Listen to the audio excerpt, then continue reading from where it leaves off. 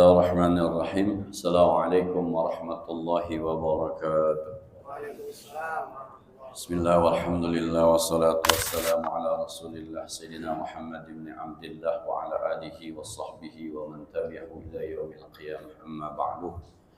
Jamaah salat zuhur yang berbahagia, dalam khazanah kita umat Islam itu ada yang disebut dengan hikmah. Kadang-kadang sebuah kejadian kita bilang ambil aja hikmahnya, insya Allah ada hikmahnya, mudah-mudahan nanti baik hikmahnya. Apa sih hikmah?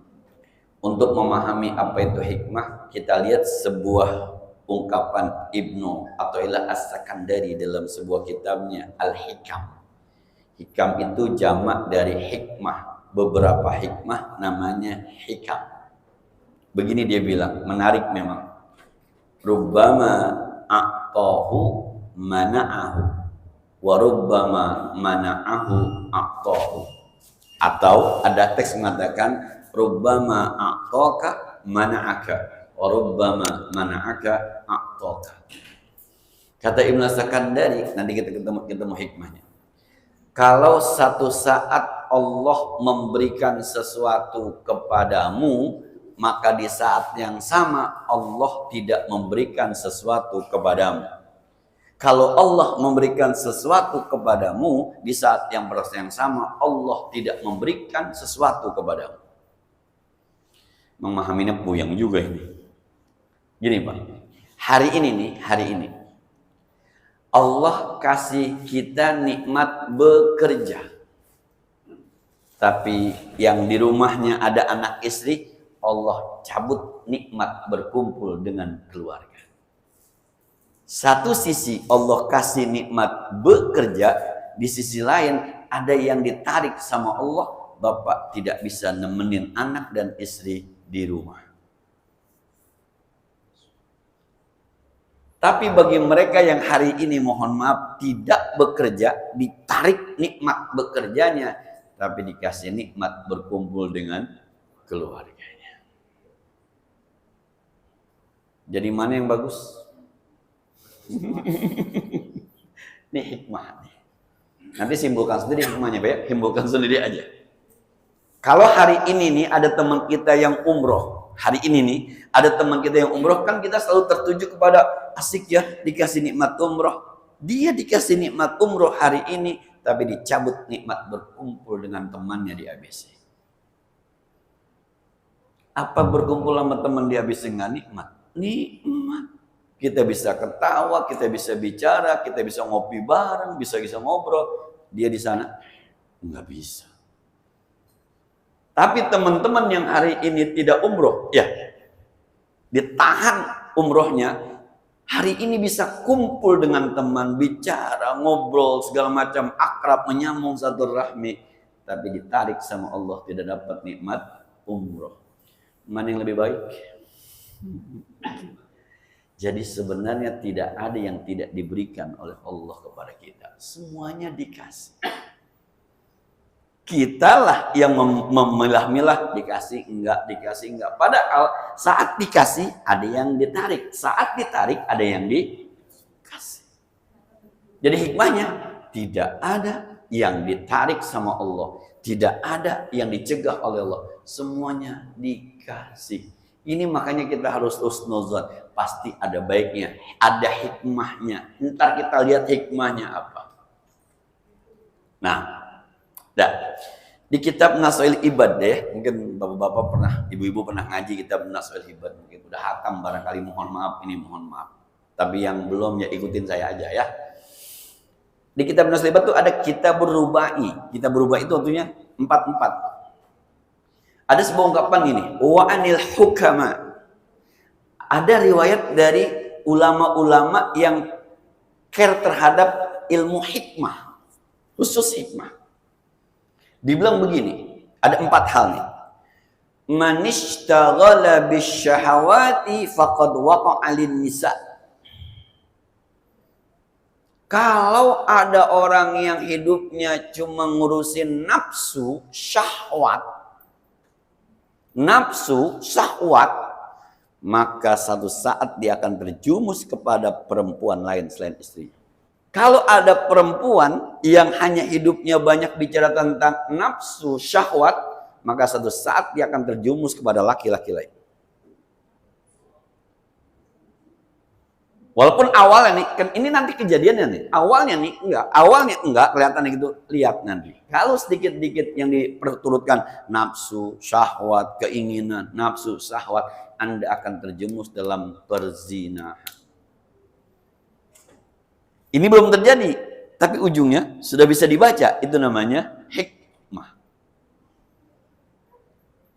Nah, jaga diri apa ya, yang udah punya istri, yang udah punya suami, itu yang terbaik yang Allah berikan kepada kita. Saya sampaikan kan, bahagia tertinggi setelah bahagia surur. Bahagia itu kan ada 3 tingkatan, ada surur, ada farhah, ada sakinah. Surur itu bahagia yang karena diberi. Istri bahagia karena diberi sesuatu oleh suaminya, dan yang diberi itu istri suka. Suami bahagia karena ada yang diberi sesuatu oleh istrinya, dan sesuatu itu bahagia, maka berharga buat suaminya, maka namanya surur. Maka jangan pelit sama istri, jangan pelit sama suami. Jangan pernah lepas dari memperhatikan istri, jangan pernah lepas dari memperhatikan suami. Yang kedua, ada bahagia namanya farhah. Lis-shaimi farhatani, orang puasa dapat 2 kebahagiaan. Yang pertama, indal iftar, ketika berbuka. Artinya, kebahagiaan yang memang kita ciptakan. Maka jarang-jarang keluar ngajak istri ke mall. Boleh tuh. Itu namanya bahagia. Tapi bahagia terdiri ada walladzi anzala sakinah fi qulubil mu'minin, namanya sakinah yang Allah langsung berikan di hati orang mukmin.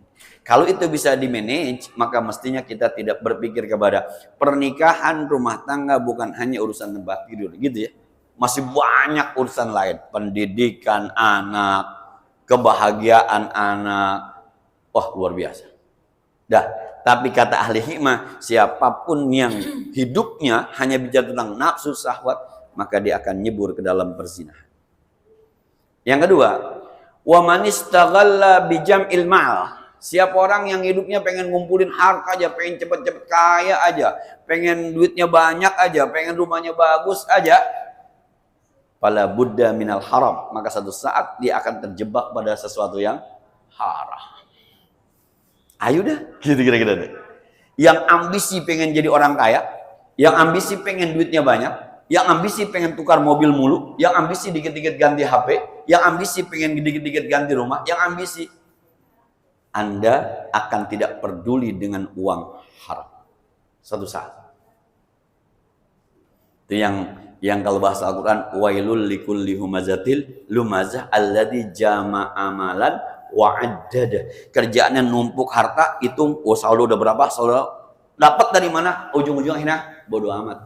Awalnya mah yang halal aja awalnya, tapi lama-lama udahlah, udah nggak ada yang susah ngindarin yang haram, susah. Yang penting mah tuh hal hikmah yang baca itu. Kalau orang hatinya pengen cepet kaya, buru-buru kaya, ambisi mah kaya, ujung-ujungnya haram. Tapi ini yang 2 terakhir yang baik nih. Kata ulama, man ishtaghala bi manafi'in nas. Kalau ada orang pengen dibantuin orang lain, hatinya nih, ya kalau bisa mah hidup kita ini ada yang bantuin, kalau ada fala budda minal mudawarah, maka dia harus bergaul. Kalau di rumah aja eksklusif sendiri, siapa yang mau bantuin? Mohon maaf Pak, mohon maaf, ini cerita pribadi saya aja.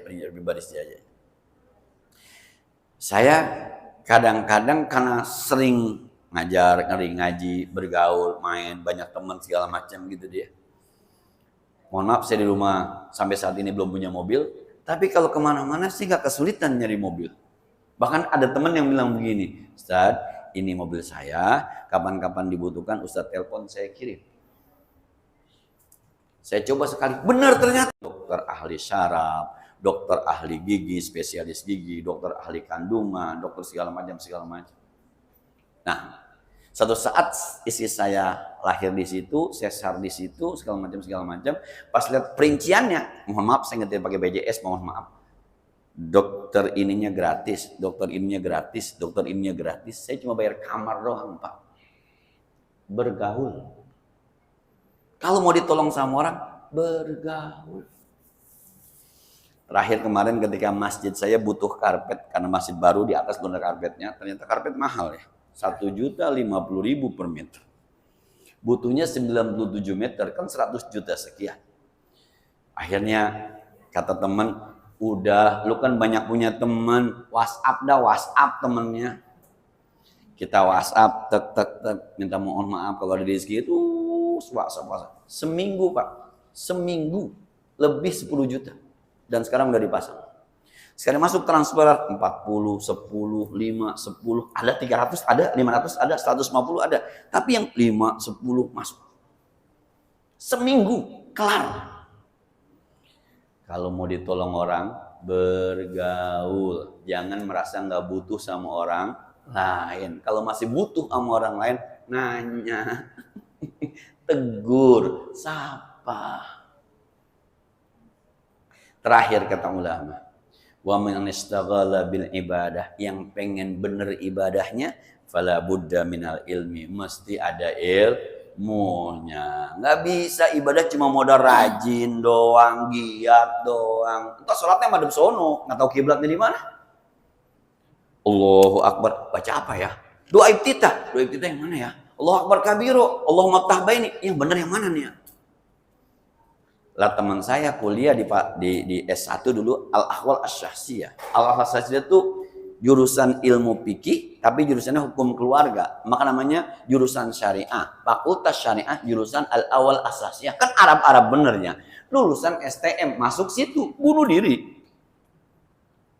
Belajar bahasa Arab, nanya ke saya. Pulai.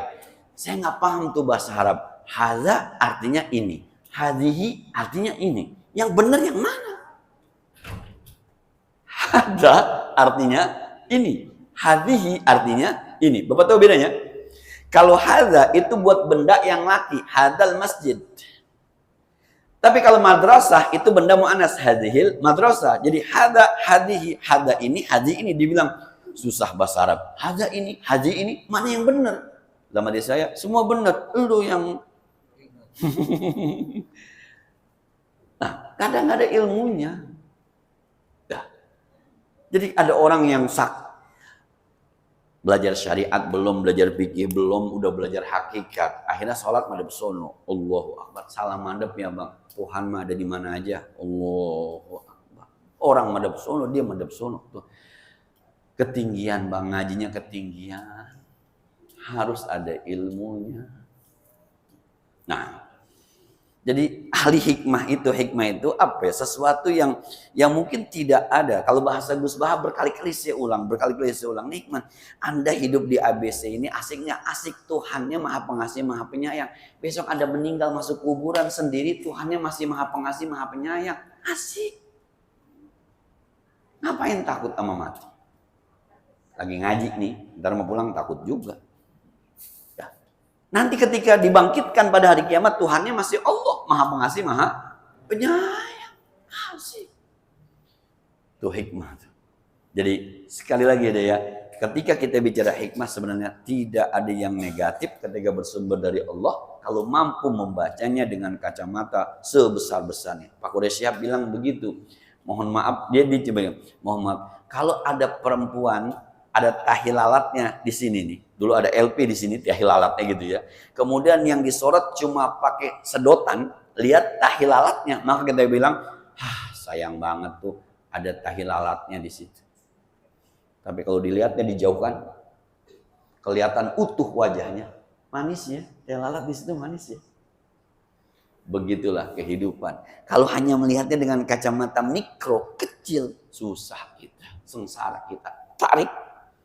Ternyata saya memang harus sakit karena dokter harus dapat rezeki dari saya. Terima kasih ya Allah, Engkau pilih saya untuk mengalirkan rezekimu kepada dokter. Luar biasa. Itu namanya hikmah. Cukup udah ya? Mohon maaf, mudah ada manfaatnya. Assalamualaikum warahmatullahi wabarakatuh.